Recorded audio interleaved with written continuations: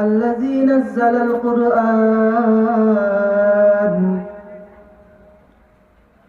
هدى للناس وبينات من الهدى والفرقان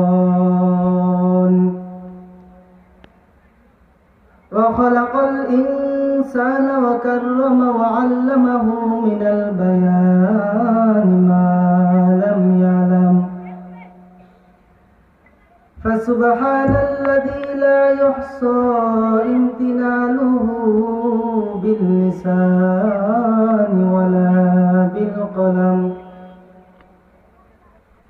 ونشهد أن لا إله إلا الله وحده لا شريك له لا ضد له ولا ند له ولا مثل له ونشهد أن سيدنا وسندنا وحبيبنا وحبيب ربنا وطبيب قلوبنا ومولانا محمدا عبده ورسوله صلى الله تعالى عليه وعلى آله وأصحابه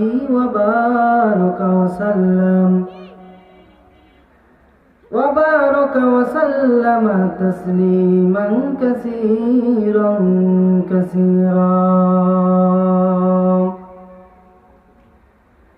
الذي أرسله الله تعالى بالحق بشيرا ونذيرا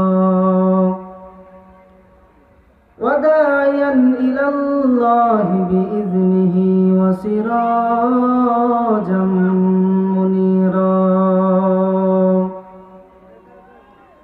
اللهم صل على محمد النبي الأمي وعلى آله وسلم تسليما وبعد فأعوذ بالله من الشيطان الرجيم بسم الله الرحمن الرحيم قل يا عبادي الذين أسرفوا على أنفسهم لا تقنطوا من رحمة الله وقال تعالى الذي خلق الموت والحياة ليبلوكم أيكم أحسن عملا وقال رسول الله صلى الله عليه وسلم أخلص دينك يخفيك العمل القليل أو كما قال النبي عليه الصلاة والسلام صدق الله مولانا العظيم وصدق رسوله النبي الكريم ونحن على ذلك لمن الشاهدين والشاكرين والذاكرين والحمد لله رب العالمين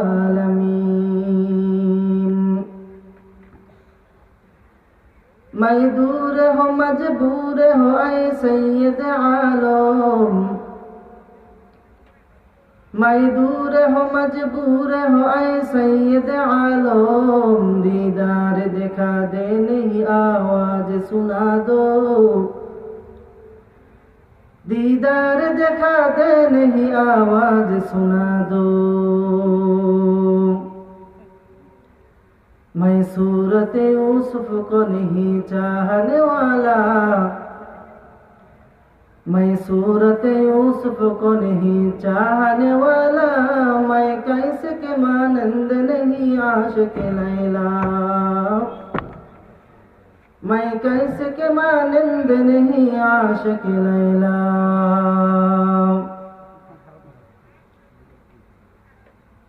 আলহামদুলিল্লাহ মহান রব্বুল আলামিন দরবারে লাখ কোটি শুকর ও সুজুদ যে মহান রব্বুল আলামিন এই ফিতনার জামানায় কোরআন সুন্নাহর ভিত্তিতে সহিহ তরিকায় কিছু কথা বলার জন্য, আপনাদেরকে শুনবার জন্য কবুল করেছেন। নিয়ামতের শুকর আদায় করি, সকলেই বলি আলহামদুলিল্লাহ। লক্ষ কোটি দরুদ ও সালাম বিশ্ব মানবতার কান্ডারি, বিশ্ব মানবতার মুক্তির দিশারি সাইয়্যিদুল মুরসালিন রাহমাতুল লিল আলামিন, শাফিউল মুজরিমিন, খাতামুন নবিয়্যিন, সাইয়্যিদুস সাকলাইন, ইমামুল মুরসালিন, শফিয়ে আজম, রসুল আকরম, রহমতে আলম, নবীকুল আরবুল আজম, হাবিবে কিবরিয়া, আশরাফুল আম্বিয়া, সাইয়্যিদুল আম্বিয়া, শফিয়ে মাহশর, সাকিয়ে কাউসার, আকায়ে নামদার, মদিনা কা তাজদার, আফতাব নবুয়ত, ফখরে মওজুদাত, সাইয়্যিদুল মখলুকাত, হযরত মুহাম্মদ রাসূলুল্লাহ সাল্লাল্লাহু আলাইহি ওয়াসাল্লামের উপর সর্বোপরি শুকর। কোরআনে কারীম থেকে দুইখানা আয়াত আমি তেলাওয়াত করেছি। বিশ্বনবী, শেষ নবী, মহানবী সাল্লাল্লাহু আলাইহি ওয়াসাল্লামের অসংখ্য হাদিস শরীফ থেকে একখানা হাদিস আমি পড়েছি।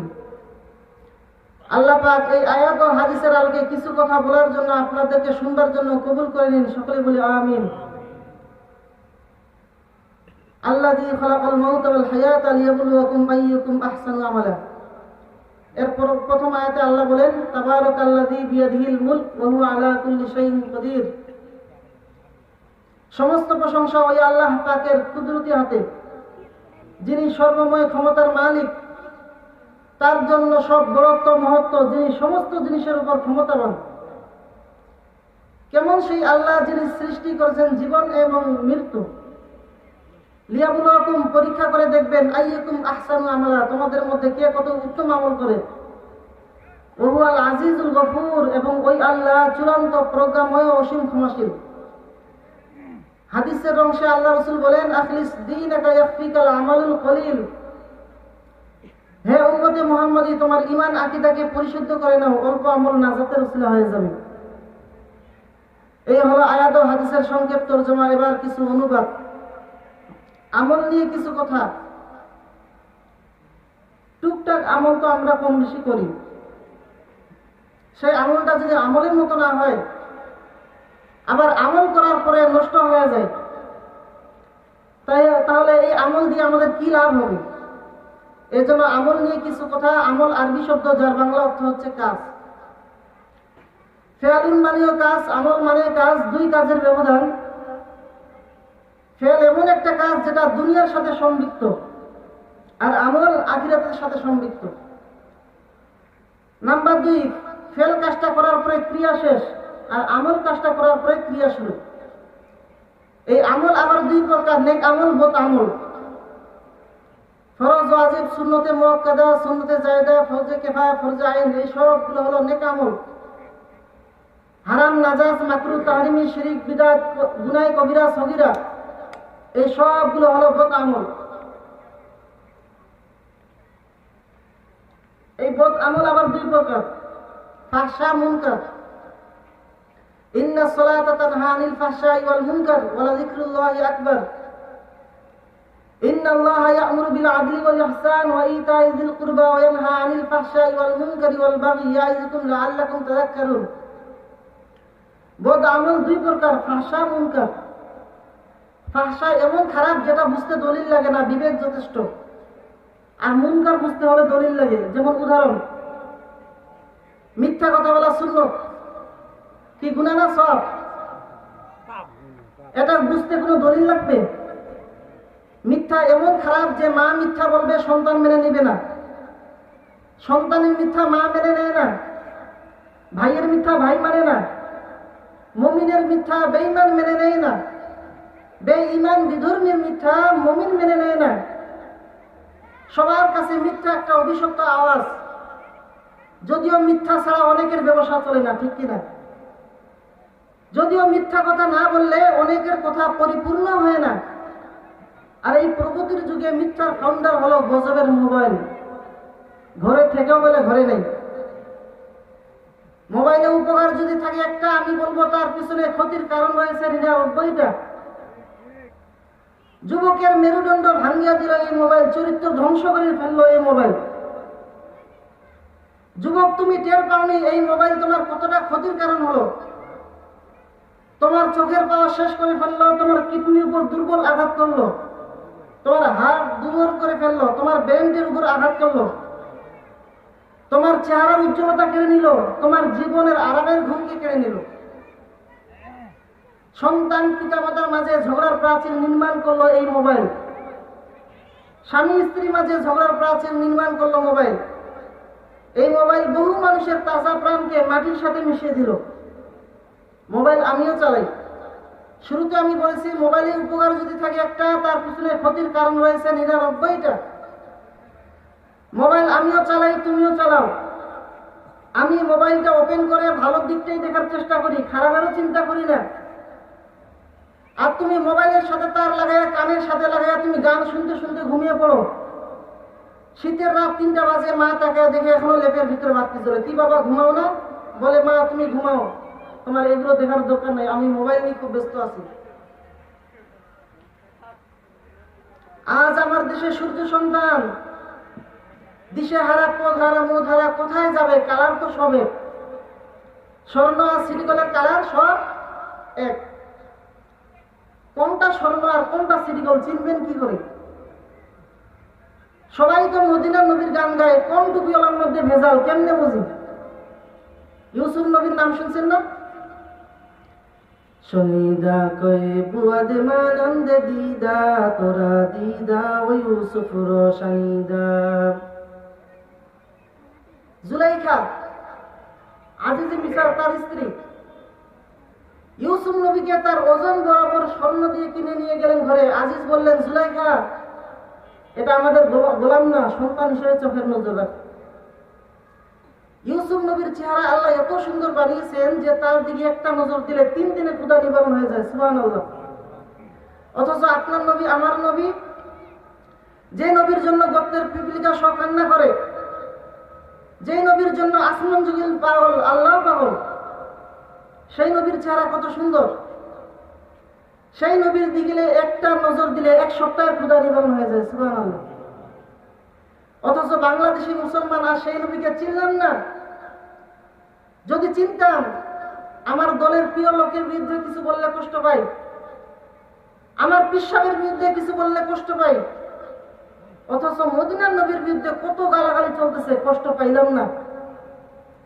আল্লাহ আমাদেরকে হেদায়েত দান করুক, সকলে বলে আমিন। জুলাইখা কোনো এক সময় ইউসুফ নবীর সৌন্দর্য দেখে পাগল হয়ে গেলেন, লোভে পড়ে গেলেন। পৃথিবীতে যতগুলো মানুষ পদস্খলন হয়েছে, লাঞ্ছিত হয়েছে, আল্লাহ মাফ করুক, একবারে হাই লেভেলের বুজুর্গ, সবচেয়ে বড় বুজুর্গ, লোকটা ভালো মানুষ না? এই লোকটাও যদি দেখেন লাঞ্ছিত হয়েছে, আল্লাহর গোলামের পর থেকে নফসের গোলাম হয়েছে, এই ভেজালের পিছনে একটাই কারণ, লোভ, লোভ, লোভ। পিসা হুজুর উল্টা পাল্টা কথা বলেন কেন? ক্যান্সার ধরেছে, ক্যান্সার, লোভ।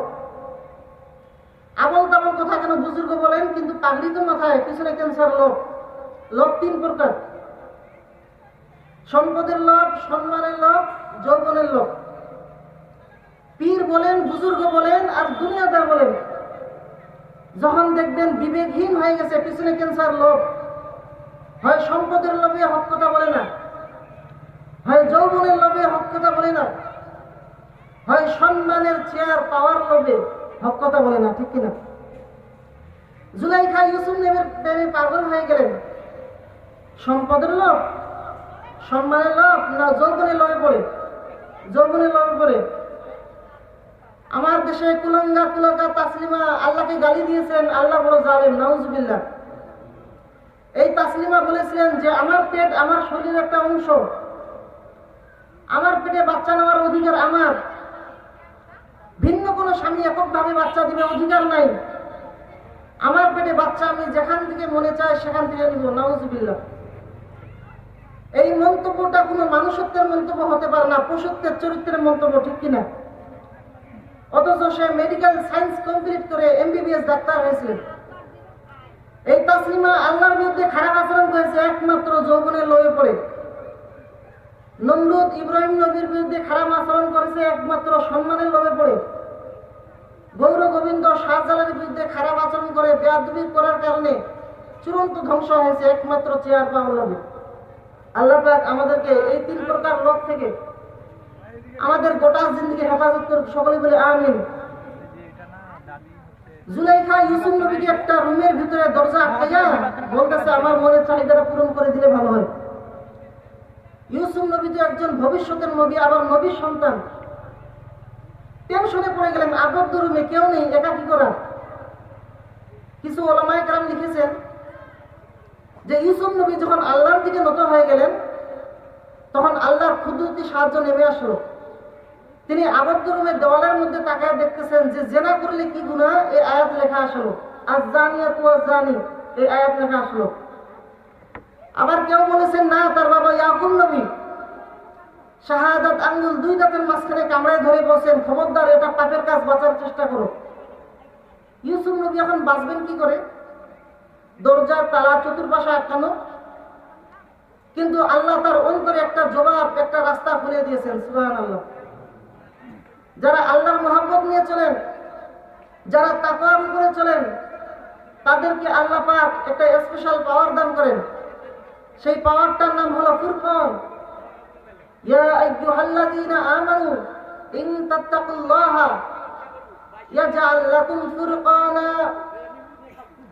যারা তাকওয়ার উপরে চলবে তাদেরকে আমি ফুরকান দান করব। মামানা আল ফুরকান ওয়া নূরুম মিন ইলাহি। ফুরকান কি জিনিস? বলে নূর মানে আলো। অন্ধকার পথে টর্চ লাইট নিয়ে চলা যেমন নির্ভয়, আল্লাহ পাক রব্বুল আলামিন যাকে তাকওয়ার পাওয়ার ফুরকান দান করবেন, নূর দান করবেন। ফুরকান এমন একটা আলোর নাম, কুল্লিমা ফুররিকা বিহি বাইনাল হাক্কি ওয়াল বাতিল। ফুরকান নূরের আলো দিয়ে বান্দা আল্লাহর কুদরতি সাহায্যে হক বাতিল নির্ণয় করে জান্নাতের পথে চলাটা সহজ হয়ে যাবে। এমন একটা সময় আটকায় গেলেন ইউসুফ নবী যে আমি কার কাছে সাহায্য চাবো। আল্লাহ বলেন, তোর যদি তাকওয়া থাকে তোর দিলের মধ্যে আমি ফুরকান দান করবো, তখনই তুই ওই ফুরকান নূরের আলো দিয়ে অন্ধকার আলো নির্ণয় করে আলোর পথে চলতে পারবি। আল্লাহ পাক রব্বুল আলামিন ইউসুফ নবী কলিজা সিনার মধ্যে নূর দান করলেন, ফুরকান দান করলেন। জবাব পেয়ে গেলেন, আমার চেষ্টা শেষ করি, আল্লাহর রহমত এসে যাবে। তো কি চেষ্টা করব? ইউসুফ নবী প্রথমে ভাবলেন যে প্রথমে দরজা পর্যন্ত দৌড় দেওয়ার কাজ আমার, দরজা তালা খোলার কাজ আমার আল্লাহ। ইউসুফ নবী আর চিন্তা না করে সোজা দিলেন দৌড়, পিছনে জুলাইখাও দৌড়। দরজায় ধাক্কা দিয়ে দেখতেছেন দরজা খোলা। এখন দুজনে সিঁড়ি বেয়ে নিচে নামতেছেন, সামনে ইউসুফ, পিছনে জুলাইখা। ঘটনা বুঝলে বলুন তো, ইউসুফ আর জুলাইখা কি একই দিকে দৌড়ায় না ভিন্ন দিকে দৌড়ায়? আমার এতক্ষণের বয়ানের মূল পয়েন্ট হচ্ছে এটা। ইউসুফ আর জুলাইখা কি একই দিকে দৌড়ায় না ভিন্ন দিকে দৌড়ায়? একই দিকে দৌড়ায়। উদ্দেশ্য দুজনের এক নয়, ঠিক কিনা? ইউসুফ নবীর উদ্দেশ্য হলো যে গলায় ছুরি আসবে তবুও জেনার গুনাহের দরজা ঢুকবো না, ঠিক কিনা? আর জুলাইখার উদ্দেশ্য হলো ইউসুফের সৌন্দর্যের পাগলামিতে আমার মনের চাহিদাটা পূরণ করে নিতে হবে। দুজনে একই দিকে দৌড়ায়, উদ্দেশ্য দুজনের এক নয়। টুপি মাথায় আমিও দিয়েছি, পাগড়ি সবাই পরেছে, মদিনার গান সবাই গায়, লাল রুমাল সোনার মাথায়, শায়েখের অভাব নাই, কিন্তু সবাই মদিনার গান গায়, সবাই কোরআনের কথা কয়, উদ্দেশ্য সবটুকু এক নয়, ঠিক কিনা? কেউ ইসলামের গান গায় আল্লাহর সন্তুষ্টি পাওয়ার জন্য, কেউ ইসলামের গান গায় ক্ষমতার চেয়ার পাওয়ার জন্য। চিনবেন কি করে? স্বর্ণ আর সিটি গোল্ডের কালার যে চিনার উপায় নেই। আছে কি আছে? কষ্টি পাথর।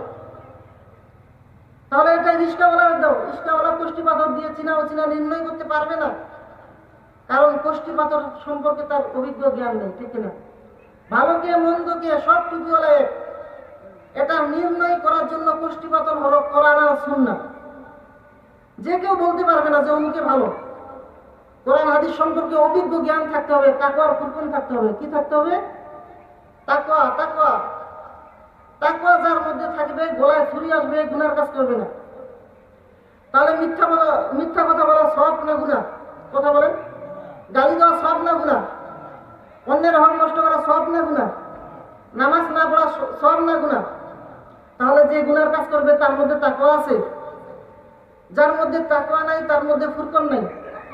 অতএব আমি বলে যাই, যার মধ্যে তাকওয়া নাই তার যদি বুখারী শরীফ মুখস্থ, তিরমিজি মুখস্থ, আবু দাউদ মুখস্থ, নাসাই মুখস্থ, তাওরাত মুখস্থ, জাবুর মুখস্থ, ইনজিল মুখস্থ, কোরআন মুখস্থ, চূড়ান্ত জ্ঞানী চূড়ান্ত একজন দার্শনিক, যদি দেখি না তার ভিতরে আমল নেই, চোখে পানি নেই, কথার সাইজ নেই, আল্লাহর কসম তার মধ্যে তাকওয়া নেই।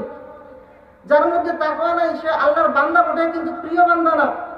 যে আল্লাহর প্রিয় বান্দা না তাকে আমরা মুরব্বী মানবো না, ঠিক কিনা? আল্লাহর বান্দা হিসেবে মহব্বত করবো কিন্তু চোখে পানি নেই, হায়া নেই, কথার সাইজ নেই, মাস্তানি ভাব। আল্লাহর বান্দা হিসেবে মহব্বত করবো কিন্তু মুরব্বী মানবো না। তাহলে এতক্ষণে কি বোঝা গেল? যে ব্যক্তি গুনার কাজ করবে তার মধ্যে তাকওয়া আছে? তাকওয়া নাই। যার মধ্যে তাকওয়া নাই তার মধ্যে ফুরকন নেই। অতএব যার মধ্যে তাকওয়া নাই সে উম্মতের রাহবার হতে পারে না, সে উম্মতের ইমাম হতে পারে না, সে উম্মতের মুরব্বী হওয়ার যোগ্যতা রাখে না, ঠিক কিনা?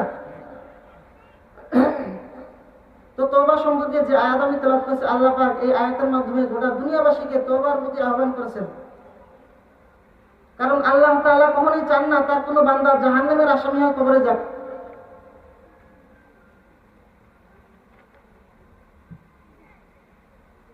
এই বান্দাগুলো আল্লাহ নিজেই বানিয়েছেন। ইয়া ইবাদি, হে আমার প্রিয় বান্দা বান্দীগণ, আসমান জমিন গ্রহ নক্ষত্র যাহা কিছু আছে সব কিছু আল্লাহ তাআলার বানানো। আল্লাহ বলেননি সূর্য আমার, চাঁদ আমার, চন্দ্র গ্রহ নক্ষত্র আমার। আল্লাহ শুধু বলেছেন এই বান্দাগুলো আমার। তো আল্লাহ যেহেতু মানুষ বানাইছেন, আসমান জমিনও বানাইছেন, শুধু মানুষকে বলেছেন তোমরা আমার। আসমানও আল্লাহ বানাইলেন, আসমান আমার এ কথা কেন বলেননি? এর কারণ হলো আসমান জমিন গ্রহ নক্ষত্র যাহা কিছু আছে সব আল্লাহ বান্দার খেদমতের জন্য বানিয়েছেন। সুবহানাল্লাহ। আর মানুষ কেন বানিয়েছেন?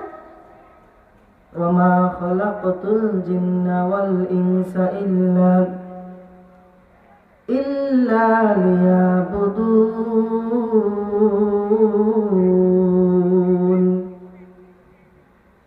আল্লাহ তাআলা বলেন, হে মানুষ, তোমাদেরকে বানবার ভিন্ন কোনো কারণ আমার নাই। তোমাদেরকে বানবার একমাত্র কারণ হলো আমি আল্লাহ পাকের ইবাদত করবে। আমি আল্লাহকে আল্লাহ বলে ডাক দিবে মানুষ। মানুষের জবান দিয়া আমি আল্লাহ পাকের প্রশংসা করবে। এই জন্য আমি আল্লাহ মায়ের গর্ভে তোমারে নাপাক পানি দিয়া বানাইলাম। 40 দিন করে করে আমি আল্লাহ ফেরেশতার মাধ্যমে এটাকে রিপেয়ারিং করলাম। মেহনত করে করে আমি আল্লাহ নাপাক পানিটাকে আকৃতি পরিবর্তন করে একটা মানুষ রূপে ধারণ করলাম। মানুষ বানবার পর আমি আল্লাহ যখন ভিতরে রূহ দান করলাম, তোমার শরীরের ভিতরে যখন নড়াচড়া শুরু হয়ে গেল, ক্ষুধার তৃষ্ণা আসলো, আমি আল্লাহ বান্দা তোমার নাভির সাথে, মায়ের নাভির সাথে তার লাগাই দিলাম। এই থেকে আমি আল্লাহ তোমার পেটের ক্ষুধা নিবারণের ব্যবস্থা করলাম। দুনিয়ার জমিনে গিয়ে যে জবানটা দিয়া, মুখটা দিয়া তুমি খানা খাও, মায়ের গর্ভে আমি আল্লাহ এই জবানটারে নাপাক করি নাই। কারণ আমি আল্লাহ এই জবানটারে বানাইলাম আমি আল্লাহর ইবাদতের জন্য, নামের জিকিরের জন্য, প্রশংসার জন্য। এই জবানটা দিয়ে যখন তুমি আমি আল্লাহর গুণগান গাইবে তখন আমি আল্লাহ বড় খুশি হয়ে যাব। মায়ের গর্ভে আমি আল্লাহ এই জবানটারে নাপাক করে নেই, কারণ আমি আল্লাহ পবিত্র, আমার নাম ও জিকির হলো পবিত্র। আর যে জবানে আমি আল্লাহর প্রশংসা হবে ওই জবানটা থাকবে পবিত্র, এর জন্য নাপাক করি নাই। দুনিয়ার জমিনে যাওয়ার পর তোমরা যারা এই জবানটা দিয়ে আমি আল্লাহর প্রশংসা করে পবিত্রতা বর্ণনা করে পাক রাখবা, আমি আল্লাহ তোমাদের সাথে ওয়াদা করলাম যাদের জবান দিয়ে আমি আল্লাহর প্রশংসা আসবে, আমি আল্লাহ মহব্বতের নজরে ওই বান্দাগুলোকে জান্নাতের মেহমানখানে পৌঁছে দেব। কারণ তোমরা আমারই গোলাম। আমি আল্লাহ তোমাদেরকে বড় আদর করে বানিয়েছি। বানাবার কারণে তোমাদের খানার প্রয়োজন, রিজিকও আমি ব্যবস্থা করছি। তোমাদেরকে যদি দুনিয়ার কেউ বানাইতো তারা তোমাদের রিজিকের ব্যবস্থা করত। দুনিয়ার লাইনে যারা কাজের লোক রাখে, কর্মচারী, মালিক, তাকে বেতন দেয়, খানার আয়োজন করে, আমি আল্লাহ তোমাদের মালিক, তোমরা আমার গোলাম, তোমরা আমারই গোলাম। এই জন্য আমি আল্লাহ তোমাদেরকে বানিয়েছি। চলার জন্য রাস্তার প্রয়োজন ব্যবস্থা করলাম, আলোর জন্য সূর্যের প্রয়োজন, আমি আল্লাহ আলোর ব্যবস্থা করলাম। আমি আল্লাহ সব কিছু বানাইলাম বান্দা তোমার খেদমতের জন্য। আর তোমাদেরকে বানবার একমাত্র কারণ হলো আমি আল্লাহ পাকের ইবাদত করবে। আমি আল্লাহর ইবাদত করে হে মুমিন, দুনিয়াতে তুমি যা করো সব ইবাদত, খানা খাও, ঘুমাও, বাজার ঘাট করো, সব কিছু ইবাদত যদি আমি আল্লাহর মহব্বত নিয়ে করো। আল্লাহ বলেন বান্দা দুনিয়ার জমিনে যাওয়ার পর দুনিয়ার রং তামাশা করে হয়তো অন্যায় করে ফেলেছে, আমি আল্লাহ চাইলে আমার বান্দারা জাহান্নামের আসামি হয়ে কবরে যাবে। কারণ আমি আল্লাহ জাহান্নামের আগুনও বানাইছি। আমি আল্লাহ ভালো করে জানি আমার বান্দারা এত দুর্বল, একটা সেকেন্ডের জন্য আমার বান্দা জাহান্নামের আগুন সহ্য করতে পারবে না। কারণ দুনিয়ার সূর্যের তাপ আমার বান্দারা সহ্য করতে পারে না, বড় দুর্বল। আর জাহান্নামের আগুন সূর্যের তাপের চেয়ে আরো কঠিন। দুনিয়ার আগুন মানুষ হাতে লাগাইতে পারে না, সহ্য করতে পারে না, হাত পড়ে যায়, দুনিয়া পড়ে যায়। এর থেকে হাজার হাজার আরো বেশি তাপমাত্রা আগুন হলো জাহান্নামের আগুন। দুনিয়ার আগুন হাতে লাগলে হাত জ্বলবে, পা জ্বলবে না, পায়ে লাগলে পা জ্বলবে, হাত জ্বলবে না। আর জাহান্নামের আগুন এত কঠিন, আল্লাহ তাআলা বলেন নারুল্লাহিল মুকাদা। জাহান্নামের আগুন জাহান্নামীদের শরীরে যে কোনো জায়গা লাগা মাত্রই কলিজা ভুনা হয়ে যাবে।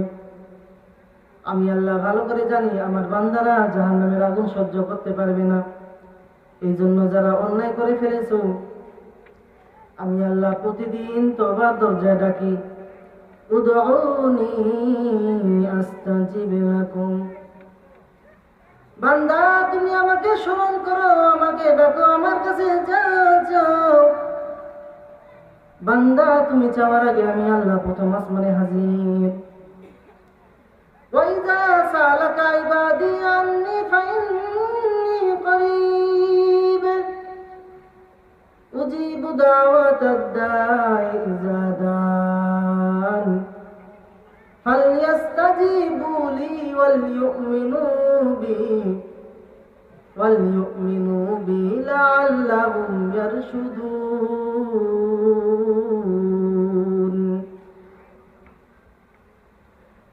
আল্লাহ তাআলা বলেন, রে গোলাম, আমি আল্লাহ তাআলা তোমার দিকে সারাক্ষণ কুদরতের মায়া নজর দিয়ে থাকি। তুই যখন আমি আল্লাহকে ডাকবি, আমি আল্লাহ তোর কিনারায় হাজির। তুই আমাকে তালাশ করার জন্য কোথাও যাওয়ার দরকার নাই। কারণ আমি আল্লাহ চাইলে আমার বান্দারা জাহান্নামের আসামি হয়ে কবরে যাবে। আমি আল্লাহ এই জন্য তওবা দরজায় ডাকলাম, রে গোলাম, পাহাড় সম পরিমাণ যদি গুনাহ করো, চোখের পানি ছেড়ে কান্না করো, চোখের পানিটা গালের নিচে আসার আগে জীবনের সব গুনাহ খাতা মাফ করে দিব।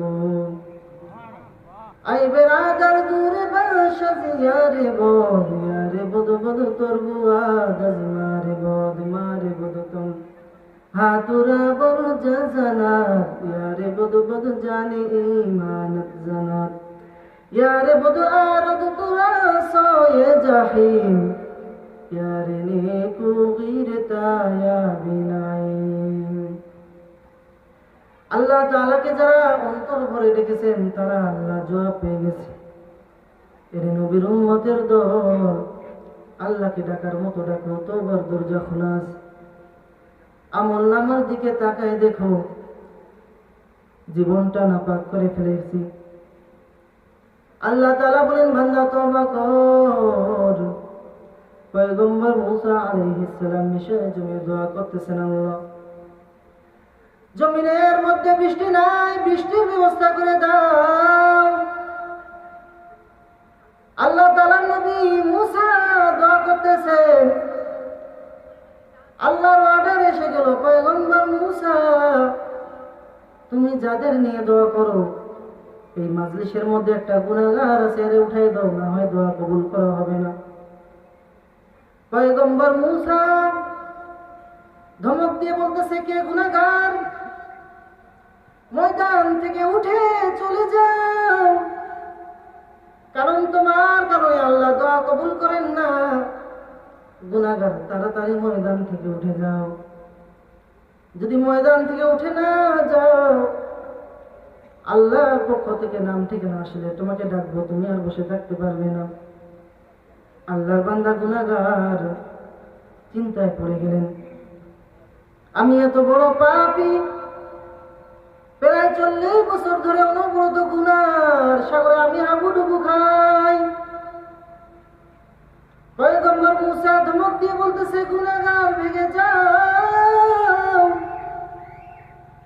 যদি ময়দান থেকে উঠে না যাও, আল্লাহর পক্ষ থেকে নাম ঠিকানা আসলে তোমাকে ডাকবো, তুমি আর বসে থাকতে পারবে না। আল্লাহর বান্দা গুনাহগার চোখের পানি ছেড়ে কান্নার উপায় নেই, মানুষ মনে করবে গুনাহগার। যদি ময়দান থেকে উঠে যায়, মানুষ মনে করবে গুনাহগার। উঠারও কায়দা নাই, কান্নার কোনো উপায় নেই। ময়দানের এক কর্নারে বসে চোখে পানি ছাড়ার উপায় নাই। দিলটারে এত ভাবে নরম করে দিয়া আল্লাহর দিকে এমন ভাবে নত হয়ে গেল, গভীর মনে আল্লাহকে ডাকলেন, ও মালিক, এই 40 বছর জীবন ভর অনবরত গুনাহ করে কাটাইলাম। ও আল্লাহ, আমার অপরাধ আমার মা, আমার বাবা, আমার ভাই, আমার আত্মীয় স্বজন কেউ জানে না, আমার ছেলে মেয়ে জানে না। রে আল্লাহ, আমার এই অপরাধ যদি আমার মা বাবা জানতো, বাড়ি থেকে তাড়িয়ে দিত, কেউ কাছে রাখতো না। আমার এই অপরাধ যদি আমার ছেলে সন্তান জানতো, আবু বলে রাখতো না, ধমক দিত, তাড়িয়ে দিত। এই অপরাধ যদি আমার অধীনস্থ কেউ করতো, আমিও তারে তাড়িয়ে দিতাম। ও আল্লাহ, 40 বছর অপরাধ করে কাটাইলাম। একবার তুমি আল্লাহ বেজার হয়ে বৃষ্টি বন্ধ করো নাই, বাতাস বন্ধ করো নাই, সূর্যের আলো বন্ধ করো নাই। ও দয়ার মালিক, 40 বছর তোমার দয়ার রহমতের চাদরে আমার গুনাহগুলো গোপন রাখছো রে আল্লাহ। ও আল্লাহ, মূসা নবীর এই মাজলিসের মধ্যে লজ্জা দিও না রে আল্লাহ। আজ থেকে খাঁটি অন্তরে তওবা করতেছি, আর জীবনটা যদি চলে যায় আর কোনোদিন অপরাধ করবো না। ও আল্লাহ, তুমি আমাকে মাফ করে দাও। এমন ভাবে বান্দা তওবার দরজায় ফিরে গেল। ও আল্লাহ, জীবনে বড় বড় পাপ করছি, কেউ জানে না, তুমি জানো। আজকে তোমার কাছে ক্ষমা চাই, আর অপরাধ করবো না। বান্দা যখন গভীর ভাবে আল্লাহর দিকে নত হয়ে গেলেন, মূসা নবী তাকে দেখতেছেন, সাদা আকাশটা মেঘাচ্ছন্ন হয়ে গেল, কালো হয়ে গেল। শুধু কালোই না, মুষলধারে বৃষ্টি শুরু হয়ে গেল। মূসা নবী বলতেছেন, আল্লাহ, গুনাহগার তো গেল না, বৃষ্টি কেন হয়? আল্লাহ বলে, মূসা, তুমি কি জানো না আমি আল্লাহর একটা নাম গফফার? এ মূসা, তুমি কি জানো না আমি আল্লাহর একটা নাম রহমান? এ মূসা, তুমি কি জানো না আমি আল্লাহর একটা নাম রহিম? আমি আল্লাহর এত দয়া। সন্তান হাজারো অন্যায় করে যদি মা বাবার কাছে চোখের পানি ছেড়ে দেয়, মা বাবা দোয়া না করে পারে না। ছাত্র অন্যায় করে যদি ওস্তাদের কাছে চোখের পানি ছেড়ে দেয়, ওস্তাদ দয়া না করে পারে না। আল্লাহ বলেন, দুনিয়ার মানুষ, এই মা বাবার থেকে, ওস্তাদের থেকে আমি আল্লাহর দয়া কম। আল্লাহ তাআলা বলেন, রে গোলাম, আমি আল্লাহর এত দয়া কোনো তুলনা নাই। আমি আল্লাহ এর জন্য খাস করে কোনো ইমানদারদেরকে তওবার দরজা আহ্বান করি নাই। আমার বান্দা হিন্দু হোক, বৌদ্ধ হোক, ইহুদি, খ্রিস্টান, যে কোনো ধর্মের হোক না কেন, আমি সবাইকে তওবার দরজা আহ্বান করলাম। রে গোলাম, খাঁটি অন্তরে তওবা করতে দেরি, গুনাহ মাফ করতে দেরি করবো না। আল্লাহ আল্লাহ ক্যা মুবারক নাম হায়, আল্লাহ আল্লাহ আশিকু কা কাম হায়। এই জন্য আমাদেরকে খালেস নিয়ে তো তওবা করতে হবে। তওবার কিছু শর্ত আছে, এই শর্ত অনুযায়ী তওবা করলে আল্লাহ তওবা কবুল করবে, তাছাড়া তওবা কবুল হবে না। এই তওবার শর্ত আছে 6টা।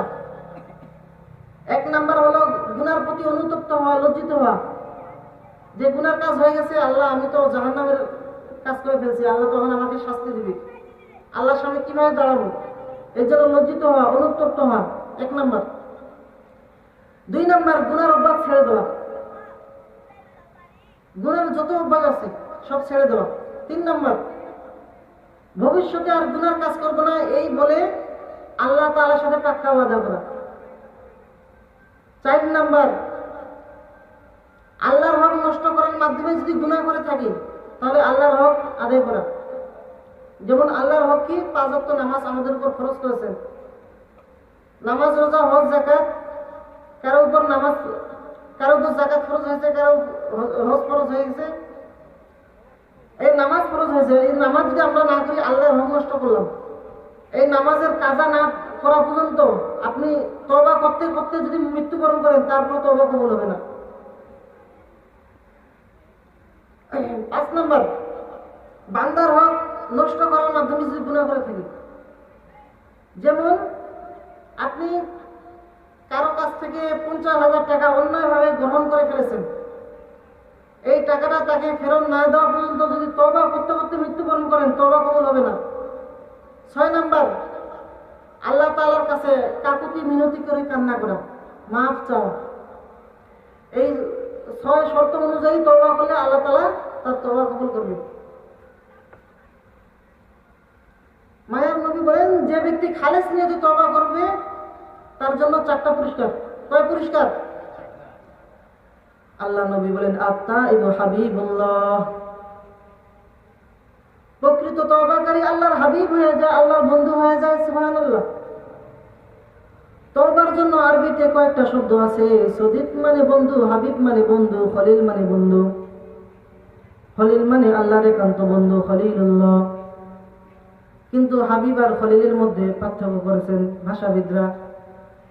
হাবিব, খলিল মানে যিনি আল্লাহর প্রেমে পাগল, ইব্রাহিম আলাইহিস সালাম। আল্লাহ স্বীকৃতি দিয়েছেন ওয়াত্তাখাযাল্লাহু ইব্রাহিমা খলিলা, খলিল হিসাবে আমি ইব্রাহিমকে গ্রহণ করলাম কারণ তিনি আমার প্রেমে পাগল। কিন্তু হাবিব শব্দের অর্থ ভিন্ন। হাবিব শব্দের অর্থ হচ্ছে প্রেমাস্পদ, বাংলা অর্থ করলে প্রেমাস্পদ মানে আল্লাহ যার জন্য পাগল হয়েছেন, আল্লাহ যাকে মহব্বত করেন। সুবহানাল্লাহ। আল্লাহ নবী বলেন, আমি যেমন হাবিবুল্লাহ, ও আমার উম্মত তোমরা যারা খালেস নিয়ে তওবা করবে আমি সুসংবাদ দিলাম, আত-তাইবু হাবিবুল্লাহ, খালেস নিয়ে তওবা করলে আল্লাহর হাবিব হয়ে যাবে। সুবহানাল্লাহ। 2 নাম্বার পুরস্কার, আত-তাইবু মিনাজ যামবি কামা লা যামবা লা, খালেস নিয়তে যে তওবা করবে গুনাহ সব সাফ করে এমন ভাবে তওবা করে আল্লাহ নবী বলেন তার গুনাহগুলো এমন ভাবে মাফ হয়ে যায়, এমন ভাবে মাফ হয়ে যায় মনে হয় সে জিন্দেগিতে কোনো গুনাহ করে নাই। সুবহানাল্লাহ। 3 নম্বর পুরস্কার, শয়তানকে আল্লাহ মানুষের পিছনে লাগাই রাখছেন। শয়তান মানুষকে ধোঁকা দিতে থাকে, ওয়াসওয়াসা দিতে থাকে, গুনাহ করাতে থাকে। আল্লাহ বলেন, ইন্না ইবাদি লাইসা লাকা আলাইহিম সুলতান, আল্লাহ বলেন রে শয়তান, আমার যে বান্দা তওবা করবে তুই তার সাথে চলতে পারবি না, আমি আল্লাহ তার জিম্মাদার হয়ে যাই। সুবহানাল্লাহ। তাহলে 1 নম্বর পুরস্কার কি? যে ব্যক্তি খালেস নিয়ে তওবা করবে সে আল্লাহর বন্ধু হয়ে যাবে। 2 নম্বর, যে খালেস নিয়ে তওবা করবে তার আমলনামা থেকে এমন ভাবে গুনাহ ঝরে যাবে মনে হয় সে জিন্দেগিতে কোনো গুনাহ করেনি। 3 নম্বর, শয়তান আমাদেরকে ওয়াসওয়াসা দিতে পারবে না, আল্লাহ আমাদের জিম্মাদার হয়ে যাবে। সুবহানাল্লাহ। 4 নম্বর পুরস্কার, মৃত্যুর সময় জান্নাতের বাড়ি দেখে কে কে মরতে রাজি আছেন? হাত তুলে দেখান। মৃত্যুর আগে জান্নাতের বাড়ি দেখে কে কে মরতে রাজি আছেন? হাত নামান। এটা সবচেয়ে বড় পুরস্কার, আখেরি পুরস্কার। মৃত্যুর সময় আল্লাহ রাব্বুল আলামিন তাকে জান্নাতের সুসংবাদ দিবেন। তাতানাজ্জালু আলাইহিমুল মালায়েকা ইন্নাল্লাযীনা ক্বালু রাব্বুনাল্লাহ সুম্মা ইসতাকামু তাতানাজ্জালু আলাইহিমুল মালায়েকা আল্লা তাখাফু ওয়া লা তাহজানু ওয়া আবশিরু বিল জান্নাতি আল্লাতী কুনতুম তুআদুন নাহনু আউলিয়াউকুম ফিল হায়াতিদ দুনিয়া ওয়া ফিল আখিরাহ ওয়া লাকুম ফীহা মা তাশতাহি আনফুসুকুম ওয়া লাকুম ফীহা মা তাদদাউন নুজুলাম মিন গফুরির রহিম। আল্লাহু আকবার। ঈমান আইনা যদি ঈমানের উপর অটল থাকে, গুনাহ টুনাহ সব সাফ করে তওবা করে, ওই বান্দার যখন মৃত্যুর সময় হয়ে যাবে, ওই বান্দা যেন মৃত্যুর সময় কোনো ভয় না পায়, আল্লাহ পাক রব্বুল আলামিন দুইজন ফেরেশতা তার নিকট পাঠিয়ে দেন। তাতানাজ্জালু আলাইহিমুল মালায়েকা, দুইজন ফেরেশতা এসে তাকে সুসংবাদ দেন, আল্লাহ তাখাফু ওয়া লা তাহজানু। এখানে খৌফ আর হজনের মধ্যে তোমাদের সামনেরও কোনো ভয় নেই, পিছনেরও ভয় নেই। এখানে খৌফ আর হজন এর মধ্যে পার্থক্য আছে। খৌফ মানে সামনের ভয়, ওলা তাহজান মানে পিছনের ভয়। মানে যখন ব্যক্তি যখন মৃত্যুর সময় হয়ে যাবে, তার দুইটা ভয়।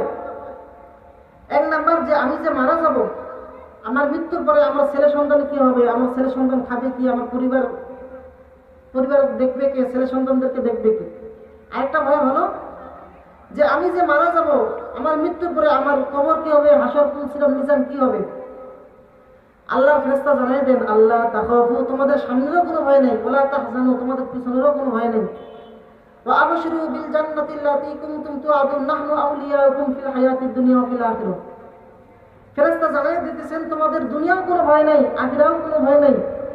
তোমার ছেলে সন্তানের জিম্মাদার আমরা, জান্নাতে পৌঁছে দেওয়ারও জিম্মাদার আমরা। সুবহানাল্লাহ। ওয়া আবশিরু বিল জান্নাতি আল্লাতী কুনতুম তুআদুন, ওই জান্নাতের সুসংবাদ গ্রহণ করো যে জান্নাতের সুসংবাদ তোমরা দুনিয়াতে পাইছো। বলে ওই জান্নাতে গেলে আল্লাহ পাক আমাদেরকে কি দিবেন? ওয়া আবশিরু বিল জান্নাতি আল্লাতী কুনতুম তুআদুন নাহনু আউলিয়াউকুম ফিল হায়াতিদ দুনিয়া ওয়া ফিল আখিরাহ ওয়া লাকুম ফীহা মা তাশতাহি আনফুসুকুম ওয়া লাকুম ফীহা মা তাদদাউন। ওই জান্নাতে গেলে কি পাবা জানো? যেটা চাইবা সেটাও পাবা, আর যেটা চাইবে না অন্তরের মধ্যে থাকবে এটাও আল্লাহ তাআলা দিয়ে দিবেন। সুবহানাল্লাহ। দুনিয়াতে একজন প্রধানমন্ত্রী কে হতে চান না? সবাই হতে চায়, কিন্তু মুখে প্রকাশ করে না। আল্লাহ পাক বলেন, তুমি যেটা জবানে উচ্চারণ করো সেটাও আমি দিব, যেটা অন্তরের মধ্যে থাকে কল্পনা করো এটাও আল্লাহ তাআলা দিয়ে দিবেন। সুবহানাল্লাহ। এই জন্য আমি তওবার যে শর্ত বলছি 6টা। 1 নাম্বার অনুতপ্ত হওয়া, লজ্জিত হইতে হবে। 2 নাম্বার গুনার যত কাজ আছে সব গুনার কাজ ছেড়ে দিতে হবে। 3 নাম্বার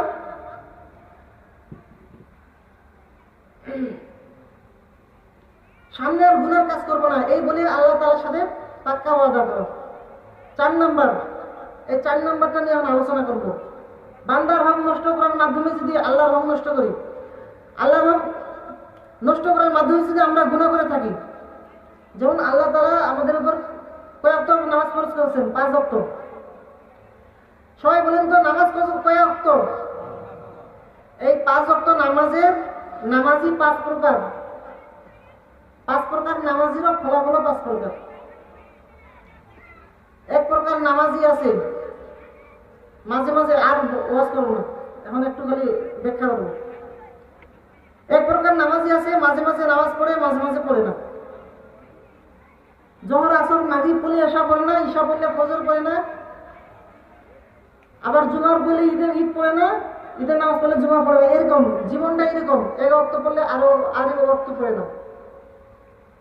এটা হলো 1 নাম্বার নামাজি।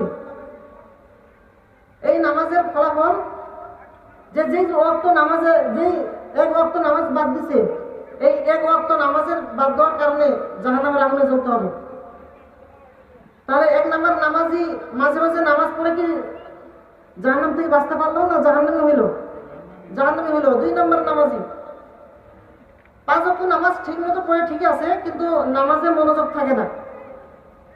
নামাজে দাঁড়ায় এই সংসারের চিন্তা, দোকানের চিন্তা, এটা 2 নাম্বার নামাজি। নামাজে মনোযোগ থাকে না, কিন্তু মনোযোগটা থাকে না, মনোযোগটা রাখার চেষ্টাও করে না, এটা 2 নাম্বার নামাজি। এটা হলো অবহেলার নামাজ। আল্লাহ তাআলা কিয়ামতের দিন তাকে ধমক দিবেন যে তুমি ইভেন অবহেলা করে নামাজ পড়েছো কেন, মনোযোগ দিয়ে পড়ো নাই কেন, এটা অবহেলার নামাজ। 2 নম্বর নামাজি হলে আল্লাহ তাআলার কাছে ধমক খেতে হবে। 3 নম্বর নামাজি 5 ওয়াক্ত নামাজ ঠিক মতোই পড়ে আদায় করে আবার মনোযোগ বাইরে চলে গেলে আবার সে চিন্তা করে আমি তো নামাজ পড়ছি, আমি তো আল্লাহর সামনে দাঁড়িয়েছি, সে মনোযোগটা আবার ফিরে নিয়ে আসে। আবার শয়তান সংসারের কাছে লাগাই দেয় মনোযোগ, আবার সে চিন্তা করে আল্লাহ তো আমাকে দেখতেছে। এই শয়তানের সাথে যদি একটু কারাকারি করলো, নামাজটা মনোযোগ সহকারে পড়ার চেষ্টা করেছে, আল্লাহ তাআলা তাকে পরিপূর্ণ নামাজের সওয়াব দিবেন। সুবহানাল্লাহ। এটা 3 নম্বর নামাজি। 4 নম্বর নামাজি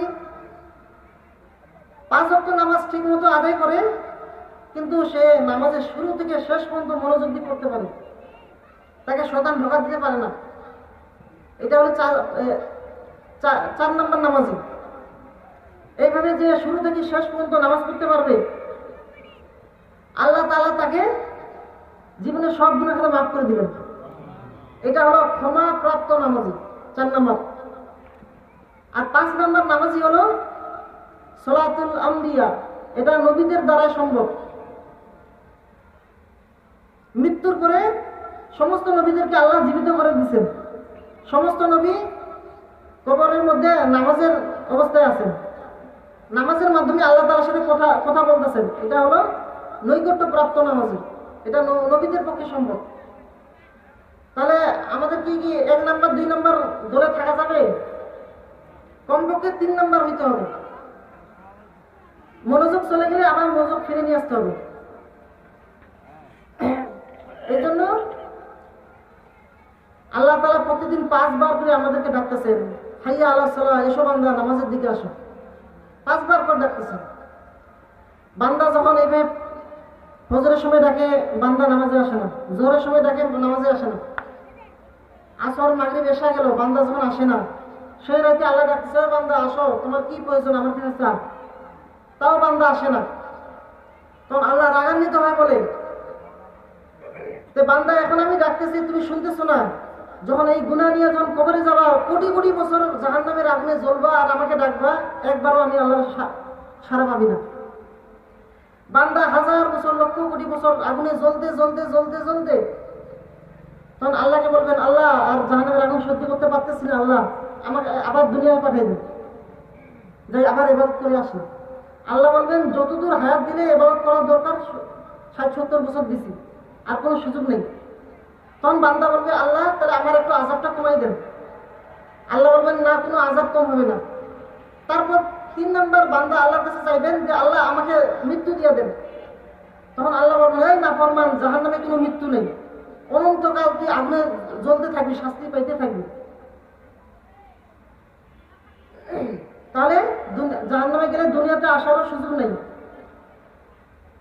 আল্লাহ একটু আযাব দিয়ে কম হবে এটাও সুযোগ নেই, মৃত্যুরও সুযোগ নেই। তাহলে সে কি করবে? অনন্তকাল জাহান্নামে থাকবে, সে আর আল্লাহকে ডাকতে পারবে না। তার গলার আওয়াজটা কুত্তার মতো করে দেবে, সে শুধু জাহান্নামে ঘেউ ঘেউ করবে, আল্লাহকে ডাকতে পারবে না। আল্লাহ বলবেন, আর কোনোদিন আমাকে আর ডাকবি না। এই সর্বশেষ যে ব্যক্তি জাহান্নামে যাবে, জাহান্নাম থেকে মুক্তি লাভ করবে, সর্বশেষ সব থেকে কম আমল করেছে, তাকে যখন জাহান্নাম থেকে মুক্তি লাভ করবে, সেও এরকম 10 দুনিয়া পরিমাণ একটা তাকে আল্লাহ তাআলা জান্নাত দেবেন। সুবহানাল্লাহ। সর্বশেষ যে ব্যক্তি জাহান্নাম থেকে মুক্তি লাভ করবে, তাকে আল্লাহ পাক বলবেন, ফেরেশতাদেরকে বলবেন, ও আমার ফেরেশতারা, আমার এই বান্দাকে জান্নাত জাহান্নামের মাঝখানে রেখে দাও। জান্নাত জাহান্নামের মাঝখানে লোকটি যখন থাকার জায়গা পাবে, সে জান্নাতের দিকে তাকায় থাকবে আর কাঁদতে থাকবে। আল্লাহ বলেন, বান্দারে, যুগের পর যুগ জাহান্নামে কেঁদেছো, আমি রব্বুল আলামিন তোমার জাহান্নাম মাফ করে দিয়া জান্নাত জাহান্নামের মাঝখানে রেখে দিয়েছি, আযাব থেকে তখন বাইসে গেছো, এখন কান্দো কেন? লোকটি বলবেন, রব্বুল আলামিন, কান্দি এই কারণে, জাহান্নাম থেকে মাফ করে দিয়েছো, তোমার শুকর আদায় করি, কিন্তু জান্নাত তো আমার কপালে নাই, কিসমতে নাই। কিন্তু জান্নাত আমি এখান থেকে দেখতে পাচ্ছি, জান্নাতের সুঘ্রাণ আমার নাকে আসতেছে, উপায় নেই যাওয়ার। তুমি যদি মেহেরবানি করে জান্নাতের দরজার কাছে একটু দাঁড় করাই দিতা, প্রাণ ভরে তোমার জান্নাতের দৃশ্যটা একটু দেখতাম। আল্লাহ তাআলা ফেরেশতাকে বলবেন, ও আমার ফেরেশতা, আমার এই বান্দাকে জান্নাতের দরজার কাছে দাঁড় করায় দিন। জান্নাতের দরজায় দাঁড়িয়ে লোকটি আবার কান্না শুরু করে দিবে। আল্লাহ বলবেন, বান্দা এবার কান্দো কেন? লোকটি বলবেন, রব্বুল আলামিন, কান্দি এই কারণে, জান্নাতের দরজায় দাঁড়াইয়া জান্নাতের অফুরন্ত নিয়ামত কিছুই ভালো মতো দেখা যায় না, শুধু অল্প জায়গা দেখি। তুমি যদি মেহেরবানি করে জান্নাতের মাঝখানে দাঁড় করাই দিতা, চতুর্দিকে তাকাইয়া তাকাইয়া দেখা কলিজায় ঠান্ডা বানাইতাম।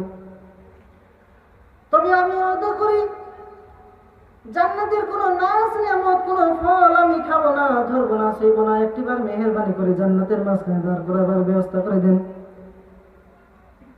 আল্লাহ নবী বলেন, জান্নাতের মাঝখানে দাঁড়িয়ে লোকটি আগেও চেয়ে আরো চিৎকার মেরে কাঁদতে থাকবে। আল্লাহ পাক এবার ডাক দেয়া বলেন, বান্দারে কি হলো তোর? জান্নাতের দরজার কাছে আসতে চেয়েছো, এনে দিলাম। এরপর মাঝখানে আসতে চাইছো, এখানেও এনে দিলাম। এবার কান্দো কেন? লোকটি বলবে, রব্বুল আলামিন, তুমি যখন মেহেরবানি করে একবার জান্নাতের মাঝখানে আমাকে প্রবেশ করাইছো, তুমি রহমানুর রহিম, গফুরুর রহিম, এই জান্নাত থেকে আর আমাকে বের করে দিও না।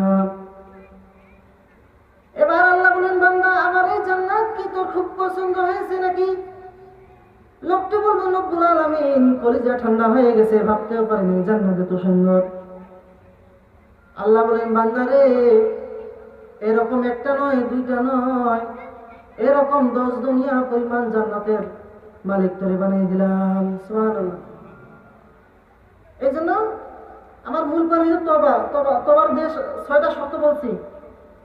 1 নাম্বার অনুতপ্ত হওয়া, লজ্জিত হওয়া।